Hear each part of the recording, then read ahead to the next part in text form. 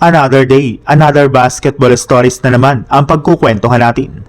At ngayon nga ay pag-uusapan natin ang balitang may ilalakas pa nga po si Jonathan Kuminga sa Atlanta Hawks at ang balitang may re-rest back na nga po ngayon sa Golden State Warriors.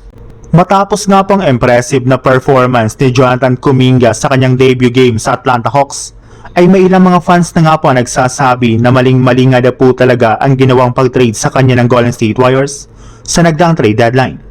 Malinaw pa nga po sa sikat ng araw na malaki talaga ang potensyal nito na maging isang superstar kung pinagtuunan lamang nga po nila ito ng pansin. Pero may ilang mga fans pa rin nga po ng JSW ang hindi dito kumbinsido since Washington Wizards rin lang naman ang kanilang nakalaban. May mga pagkakataon nga po talaga na nagkakaroon si Kuminga ng magagandang performance kapag may hinang team ang kanilang nakakalaban at nagiging inconsistent na nga po ang kanyang galaw kapag malalakas na contender na ang kanilang nakakaharap. Matagal na rin naman nga po nilang kilala si Kuminga at napaka-inconsistent nga po nitong maglaro.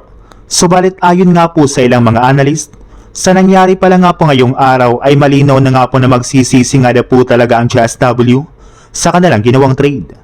Well, since nga po napakabata pa rin ni Kuminga ay pwede pa nga po siyang mag-improve, hindi katulad sa kinuhang bagong player ng JSW na si Kristaps Porzingis na nagsisimula ng ipadama sa team ang kanyang pagiging injury prone.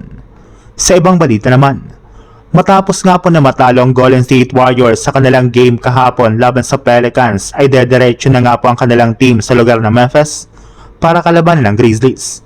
Meron nga po sila ngayong back-to-back road games na siguradong magpapahirap sa kanilang team, lalo pat hindi na naman nga po dito maglalaro ang kanilang mga superstar na sina Stephen Curry na meron pa ring iniindang injury sa kanyang tuhod at si Kristaps Porzingis na hindi rin naman nga po sumama sa kanilang ginawang road trip matapos siyang magkaroon ng karamdaman.